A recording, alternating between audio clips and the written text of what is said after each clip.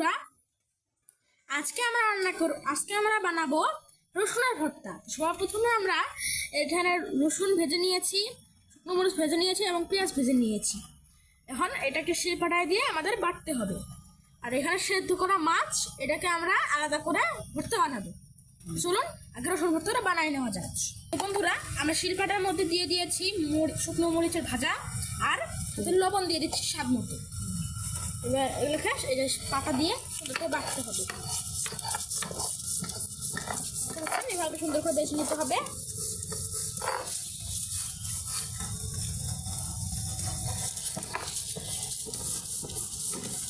শিলপাটায় বাটলে গ্রাইন্ডারের থেকে ভালো হয়, ভর্তাটা অনেক টেস্টি হয়।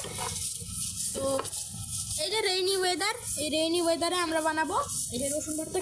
খেতে কিন্তু অনেক ভালো লাগে এই রেইনি ওয়েদারে। তো চলুন বানানো হচ্ছে। দেখেন অনেকটা হয়ে এসছে, আবার কিন্তু বাটতে থাকতে হবে। তো এই যে এই রেইনি ওয়েদারে খেতে খুব ভালো লাগে এই রসুন।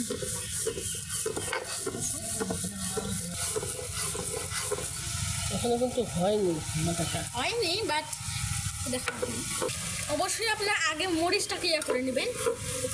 মরিচটা পিছানো হয়ে গেছে, অনেক সুন্দর লাগতেছে। দেবো রসুনগুলোকে কিন্তু শিলপাটার মধ্যে পিষে নিতে হবে মরিচ। তো এই দেখেন, এবার আমরা এটাকে রসুনটাকে থেতু বানাচ্ছি। এটা কিন্তু খুব ভালো করতে হবে। আর যারা আমার চ্যানেল এখন সাবস্ক্রাইব করেনি অবশ্যই সাবস্ক্রাইব করবেন এবং একটা করে লাইক করবেন। তো এই দেখেন এটাও কিন্তু বাটা হচ্ছে।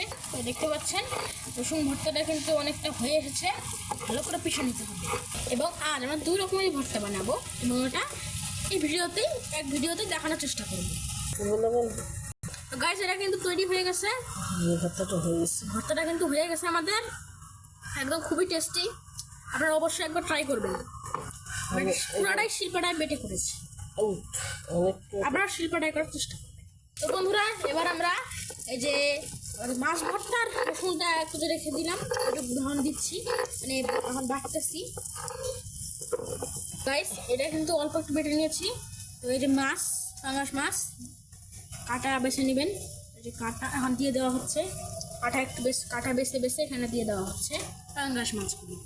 দেখতে পাচ্ছেন এভাবে কাটা বাছতে হয়। এইভাবে এই প্রসেসের মাধ্যমে দেখাচ্ছি।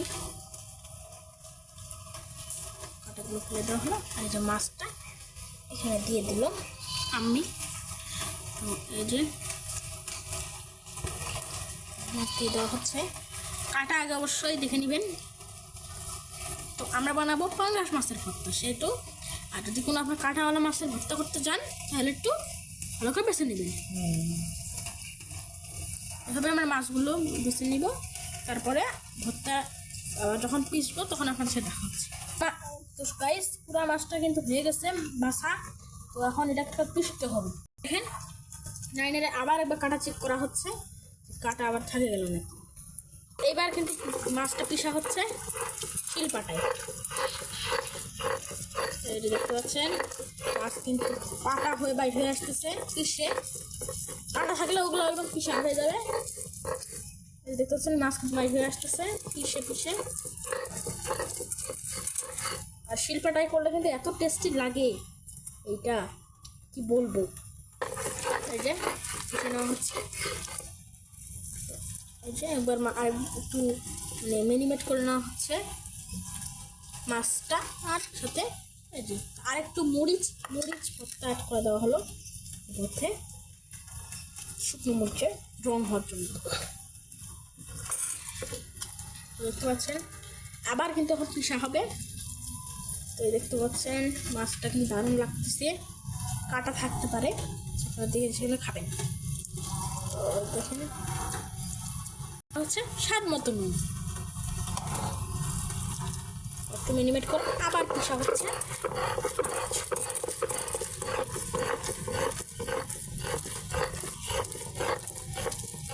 আজকে দেখি পাবলিক কেমন খায়। বুঝতে পারছেন কত সুন্দর হয়ে যাচ্ছে ভর্তা। এবং এই ভর্তা ভাজি ভাত খেতে কিন্তু অনেক সময় অনেক ভালো লাগে।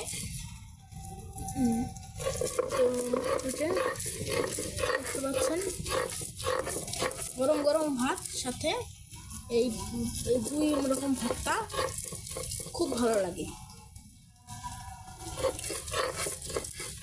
দেখতে পাচ্ছেন হচ্ছে মাছ ভর্তা।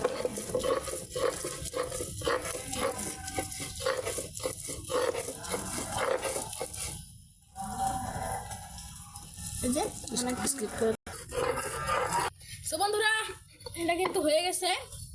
অ্যান্ড এটাও এই ভর্তা আর এই যে রসুন ভর্তা মাছ ভর্তা ওখান থেকে যে সিরামিকের প্লেটটা দেখো, এই যে হয়ে গেছে আমাদের দুই রকম ওই প্লেটটা। আপনারা সবাই ভালো থাকবেন, সুস্থ থাকবেন। আল্লাহ হাফেজ। এবং অবশ্যই অবশ্যই একবার ট্রাই করবেন। আল্লাহ হাফেজ।